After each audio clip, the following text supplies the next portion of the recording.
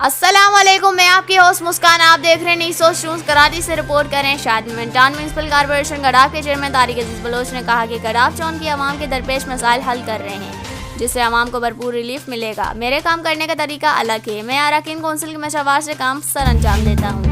علاقائی مسائل پر رائے اور تجویز ممبران سے طلب کی ہیں. ہم کلک پروگرام کے ٹاؤن سے گڈاف ٹاؤن کے دیرینہ مسائل کو حل کرانے کی کوشش کر رہے ہیں. بہت جلد کلک کا ادارہ ہماری تجویز کردہ اسکیموں، سڑکیں، street lights, sewerage line, community senior parks اور دیگر کاموں کا آغاز کر دے گا. میری کوشش ہے کہ گڈاف ٹاؤن کے یہی علاقوں کو بھی شہری علاقوں کی طرح سہولیات فراہم کی جائے. گڈاف ٹاؤن کی عوام کو یقین دلاتا ہوں کہ ان کے مسائل کو حل کرانا ہماری ذمہ داری ہے، جس کا ہمیں احساس ہے. چیئرمین پاکستان پیپلز پارٹی بلاول بھٹو زرداری کے زیر قیادت عوامی خدمت کے وژن پر کام کر رہے ہیں، جبکہ گڈاف ٹاؤن کے اراکین کونسل بھی عوام کی خدمت میں دن رات مصروف عمل ہیں. اس بات کا ذکر چیئرمین نے مختلف یو سے آئے ہوئے معززین سے ملاقات کرتے ہوئے کیا. اس موقع پر میونسپل کمشنر احمد یار، ڈائریکٹر HRM حاجی شریف شیخ، انچارج اینٹی انکروچمنٹ سہیل یار خان، ڈائریکٹر سینیٹیشن اشرف بلوچ، ڈائریکٹر انفارمیشن رضوان ثابت، deputy director information Sharjeel Khan,